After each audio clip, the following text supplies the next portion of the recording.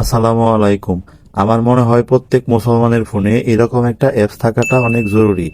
এরকম একটা অ্যাপস যদি আপনার কাছে থাকে তাহলে কিন্তু আপনি অনেক কিছুই জানতে পারবেন। দেখুন এখানে সালাত বা নামাজ এর উপর যদি ট্যাপ করি, আজানের পর পড়ার দোয়া, ওযুর নিয়ত, ওযুর শুরুতে দোয়া, তারপর আমি একটা একটা করে আপনাদেরকে দেখাচ্ছি। দৈনন্দিন জীবন, ঘুমাতে যাওয়ার আগে দোয়া, তারপর সাওম, যেহেতু রমজান মাস এখন, ইফতারের দোয়া, লাইলাতুল কদরের দোয়া।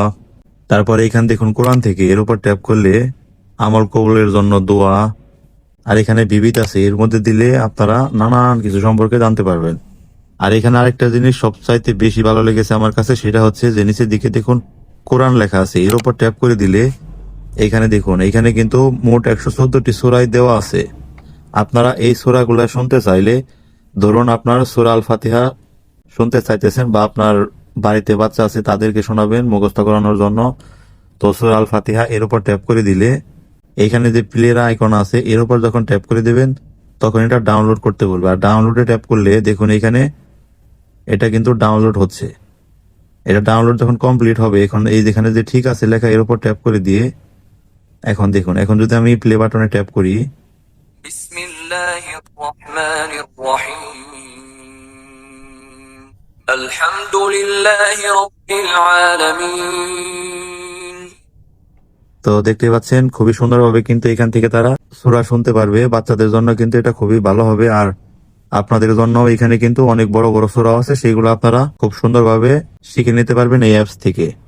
আর হোমে যখন আপনারা আসবেন তখন এখানে কিন্তু আপনারা অনেক কিছু দেখতে পারবেন। ধরুন এখন রমজান মাস, পরবর্তী ইফতারের সময় সন্ধ্যা 6টা 2, পরবর্তী সেহরি ভোর 5টা 6। তো এরকম ভাবে কিন্তু এখান থেকে আপনারা অনেক কিছুই কিন্তু দেখতে পাবেন যখন আপনারা একটা একটা করে খুঁজবেন। নিচের দিকে অপশন আছে আর এখান দিয়েও আছে। তো এই অ্যাপসটা আপনারা কিভাবে ইনস্টল করবেন এখন আমি আপনাদেরকে সেই প্রসেসটা দেখাবো।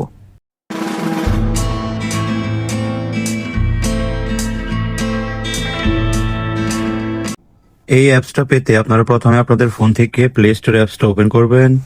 এখান থেকে সার্চ করবেন MUSLIM স্পেস DAY, মুসলিম ডে লিখে আপনারা সার্চ করবেন। দেখুন এখানে কিন্তু একটা অ্যাপস চলে আসছে।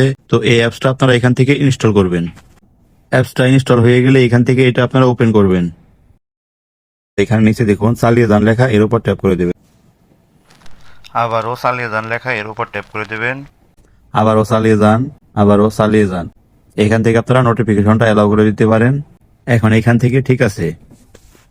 তো এই হচ্ছে মেইন অ্যাপস।